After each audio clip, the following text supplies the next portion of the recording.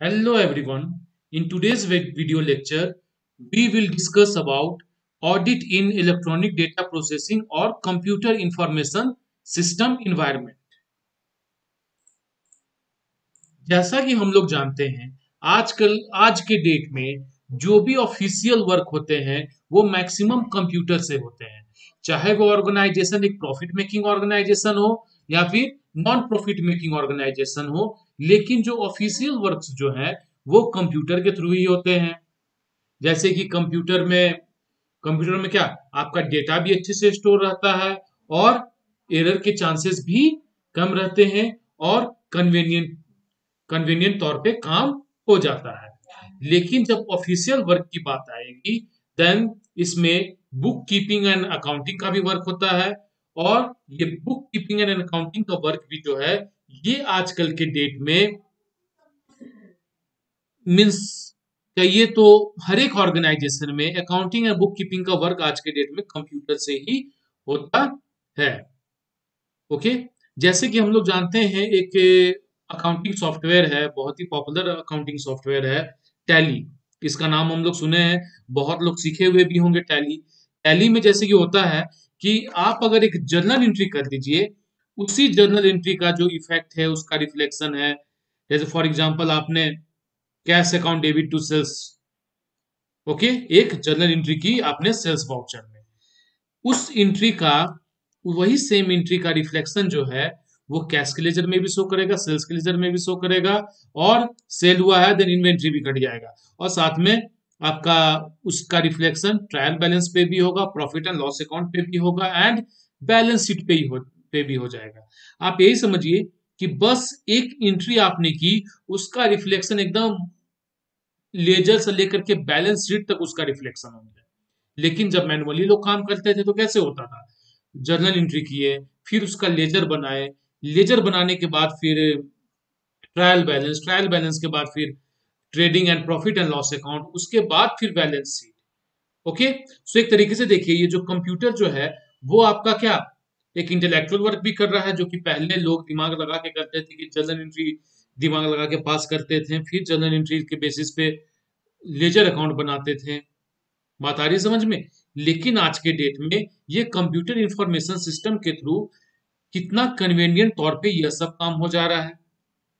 Okay, वैसे tally की example ली मैंने, वैसे और भी अदर सॉफ्टवेयर्स हैं, अकाउंटिंग सॉफ्टवेयर्स हैं, और कुछ कुछ ऑर्गेनाइजेशंस क्या करते हैं, वो अपने वर्क के अकॉर्डिंग अपना एक अकाउंटिंग सॉफ्टवेयर डेवलप कर देते हैं।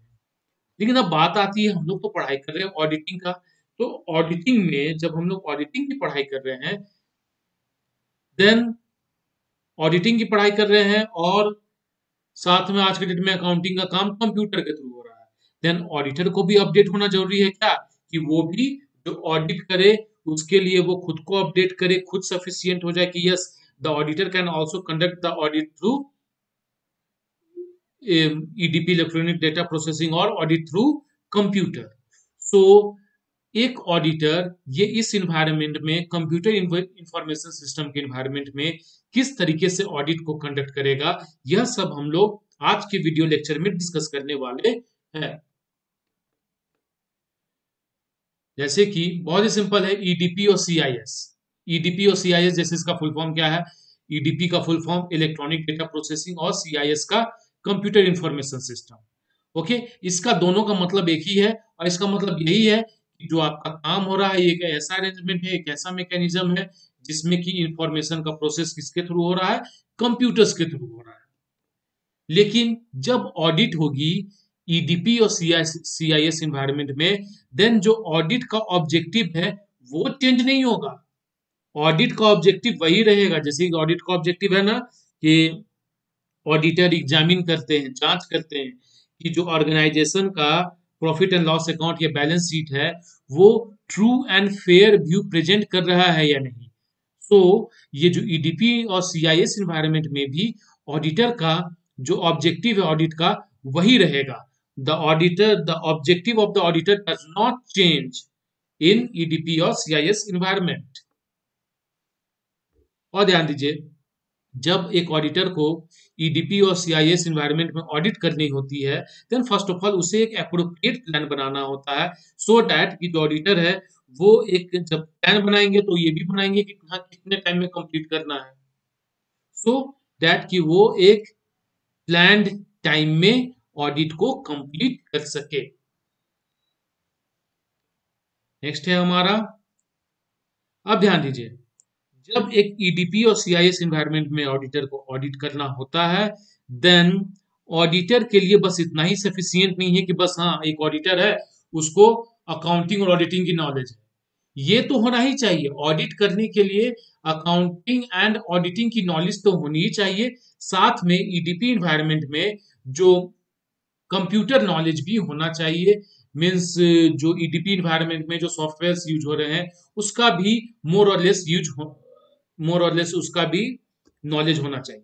लेकिन ध्यान दीजिए, ईडीपी इन्वायरमेंट में अगर ऑडिटर को कहीं पे किसी IT expert, information technology expert की अगर कहीं कोई जरूरत होती है, देन एक ऑडिटर उसकी हेल्प ले सकता है, एक आईटी एक्सपर्ट की हेल्प ले सकता है अपने ऑडिट के दौरान, अगर एक ऑडिटर सीआईएस इन्वायरमेंट में कंप्यूटर इंफॉर्मेशन सिस्टम में ऑडिट कर रहा है तो। नेक्स्ट जो है, जो ऑडिट इन इन्वायरमेंट में जो हम लोग काम करते हैं वो क्या है, assessment of the processing of computer information system. Means हम लोग असेस करेंगे, जांच करेंगे कंप्यूटर इंफॉर्मेशन सिस्टम की क्या प्रोसेसिंग को। ओके, कि मंस अब मीन्स जो सिस्टम है कंप्यूटर इंफॉर्मेशन सिस्टम है, अब उसकी जांच करना है, कैसे करना है। तो जांच करने के लिए क्या करेगा कि एक ऑडिटर जो है वो एक कोई कैजुअल एंट्री, ऐसे ही कोई एंट्री पास करके देखेगा और देखेगा कि अब उसका प्रोसेसिंग किस तरीके से हो रहा है। फॉर एग्जाम्पल, वो मैंने आपको एक एग्जाम्पल बता रहा हूं कि एक कैश सेल का एंट्री पास करेगा ऑडिटर। ओके, कैश सेल का एंट्री पास करेगा, तो कैश सेल का एंट्री जैसे ही पास करेगा तो अब उसे तो नॉलेज है, उसके एक ऑडिटर को अकाउंटिंग की नॉलेज तो है कि हाँ जैसे ही मैं कैश सेल का मैं एक ट्रांजेक्शन करूंगा तो कैश के लेजर में डेबिट हो जाएगा, कि जो हमारा इन्वेंट्री है या स्टॉक है वो क्या हो जाएगा, क्रेडिट हो जाएगा। जनरल भाषा में कहा जाए तो कैश जो है वो क्या इंक्रीज हो जाएगा, और जो आपका इन्वेंट्री है, स्टॉक है, वो क्या हो जाएगा, कम होगा। साथ में सेल करेंगे, देन आज के डेट में इनडायरेक्ट टैक्स जीएसटी चलता है। फॉर एग्जांपल, जीएसटी जो है उसका रेट है 18%। देन सीआईएस इन्वायरमेंट में वो जो जीएसटी का रेट भी जो है वो क्या ऑटोमेटिकली कैलकुलेट होगा कि हाँ 18%। तो ऑडिटर जो है उसे भी चेक करेगा, फर्स्ट ऑफ ऑल उस ट्रांजेक्शन के प्रोसेस को चेक करेगा, उसके रिफ्लेक्शंस को चेक करेगा, और साथ में फॉर एग्जांपल वो जीएसटी 18%, देन वो 18% जीएसटी जो है वो एक्यूरेटली कैलकुलेट कर रहा है या नहीं सिस्टम, उसे वो चेक करेगा। कैसे चेक करेगा कि ये कोई कैजुअल ट्रांजेक्शन को इनपुट करके। ओके, नेक्स्ट जो है हमारा assessment of the validity, storage and security of computer information system. अब जो ऑडिटर है वो असेस करेगा किस चीज की, वैलिडिटी, स्टोरेज एंड सिक्योरिटी। जैसे कि ध्यान दीजिए, जब ईडीपी इन्वायरमेंट में जब अकाउंट मेंटेन किए जाएंगे तो भले ही आपका वाउचर जो हो, वाउचर चाहे वो डिजिटल वाउचर हो सकता है या फिर आपका मैनुअल वाउचर या फिर पेपर मोड में वाउचर हो सकता है, लेकिन कंप्यूटर इंफॉर्मेशन सिस्टम इन्वायरमेंट में जो लेकिन इनपुट जो दिया जाएगा वो तो डिजिटल ही दिया जाएगा। इसलिए वैलिडेशन भी होना चाहिए कि यस जो ट्रांजेक्शन किया जा रहा है वो एक्चुअली में हुआ है या नहीं। ऐसा तो नहीं कि कोई पर्सन है कि वो परचेज का कोई फेक ट्रांजेक्शन इंटर करके और परचेज का पैसा को विड्रॉ कर ले। ओके, सो अगर परचेज हुआ है देन परचेज की वैलिडेशन होगी, कोई एक ऑथराइज्ड पर्सन होंगे जो कि उस परचेज ट्रांजेक्शन को वैलिडेट करेंगे, और वैलिडेट करने के बाद वो उसे कंप्यूटर इंफॉर्मेशन सिस्टम में इनपुट किया जाएगा।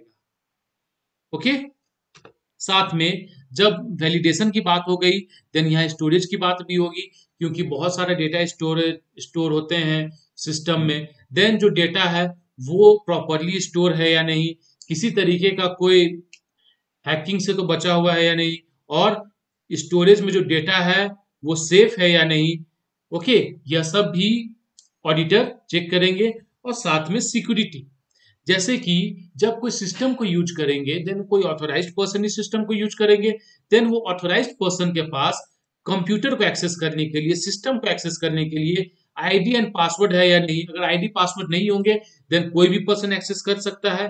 देन अगर कोई भी पर्सन एक्सेस कर सकेगा सिस्टम को, it means the system is not properly secure. So system properly secure होना भी जरूरी है और इसकी जांच ऑडिटर करेंगे।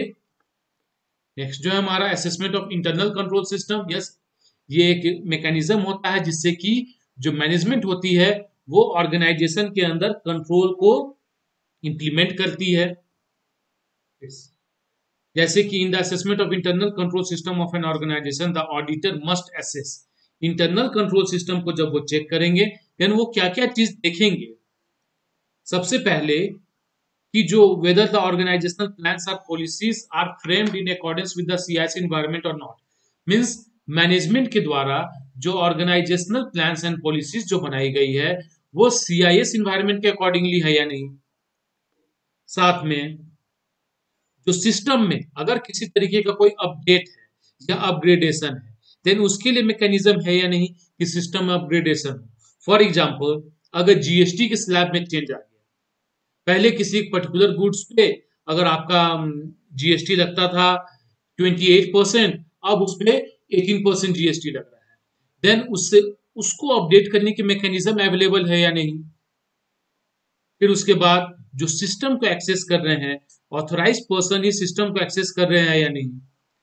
ओके, अब हम लोग आगे डिस्कस करते हैं approaches for conducting audit in CIS environment. इसमें दो अप्रोच है, एक है ऑडिट अराउंड द कंप्यूटर। देखिए, ये ऑडिट अराउंड द कंप्यूटर में ये एक ऐसा अप्रोच होता है जिसमें कि ऑडिटर को यस कंप्यूटर की नॉलेज तो होती है लेकिन कंप्लीट नॉलेज नहीं होती है। इसमें जो ऑडिट होती है वो किस चीज की ऑडिट होती है? ऑडिट होती है कि जो फाइनली जनरेटेड आउटपुट्स है, जो फाइनली जनरेटेड आउटपुट्स है, मतलब इनपुट प्रोसेसिंग एंड आउटपुट के बाद जो फाइनली जनरेटेड आउटपुट है उसकी ऑडिट होती है। फॉर एग्जाम्पल, यहाँ पे जो ऑडिटर है वो क्या बोलेगा कि आप मुझको हार्ड कॉपीज दे दो। अपने अपने क्लाइंट से कहेगा एक ऑडिटर कि आप मुझको हार्ड कॉपीज दे दो, किस चीज का? अपने trading and profit and loss account का, अपने बैलेंस शीट का। और वो हार्ड कॉपीज के बेसिस पे वो ऑडिट करेगा, जहां उसको क्वेश्चन करना होगा क्वेश्चन करेगा, जहां उसको वेरीफाई करना होगा वेरीफाई करेगा, वो उसके बेसिस पे ऑडिट करेगा। Means audit around the computer में जो ऑडिटर होते हैं कंप्यूटर की नॉलेज तो होती है लेकिन कंप्लीट नॉलेज नहीं होती है, और ऑडिट अराउंड द कंप्यूटर में जो फाइनल आउटपुट्स हैं उसी का ऑडिट होता है। नेक्स्ट है हमारा audit through the computer. Audit through the computer जो है इसमें जो ऑडिटर होते हैं इस अप्रोच में जो ऑडिटर के पास कंप्लीट नॉलेज होता है किस चीज का? सीआईएस इन्वायरमेंट का और ईडीपी इन्वायरमेंट का। इसमें जो ऑडिटर जो है वो ऑडिट करते हैं, जांच करते हैं एकदम बिगिनिंग से लेके एंड तक। मीन्स अगर इनपुट जो गया है इनपुट की भी जांच, उसकी प्रोसेसिंग की भी जांच और साथ में उसकी आउटपुट की भी जांच की जाती है। ओके, सो ध्यान दीजिएगा ऑडिट अराउंड द कंप्यूटर में means audit around the computer में जो ऑडिटर है उन्हें कंप्लीट नॉलेज नहीं होता है। नॉलेज तो होता है लेकिन कंप्लीट नॉलेज नहीं होता है। लेकिन ऑडिट थ्रू द कंप्यूटर में कि जो ऑडिटर है वो कंप्यूटर का भी एक्सपर्ट होता है, वो जानता है। और ऑडिट अराउंड द कंप्यूटर में ओनली फाइनल आउटपुट्स को ही ऑडिट किया जाता है। जैसे कि ऑडिटर हार्ड कॉपीज डिमांड करेगा, बोलेगा कि हाँ आप मुझको प्रिंट आउट दे दो अपने बैलेंस शीट का और अब मैं इसे ऑडिट करता हूँ। और ऑडिट थ्रू द कंप्यूटर में इनपुट से लेकर के प्रोसेसिंग से लेकर के आउटपुट तक की ऑडिट होती है, और इसमें जो ऑडिटर होता है उसे कंप्यूटर की अच्छी खासी समझ भी होती है। Okay students, thank you. इस वीडियो लेक्चर के साथ मेरा जो ऑडिटिंग का पोर्शन है वो ओवर हुआ, और वैसे आप लोगों का कॉर्पोरेट गवर्नेंस का भी क्लास चल ही रहा है जो कि अजय सर ले रहे हैं। सो आगे की classes Ajay sir corporate governance की कंटिन्यू करेंगे। किसी भी तरीके के डाउट होने से आप मुझसे पूछिएगा। Okay students, thank you.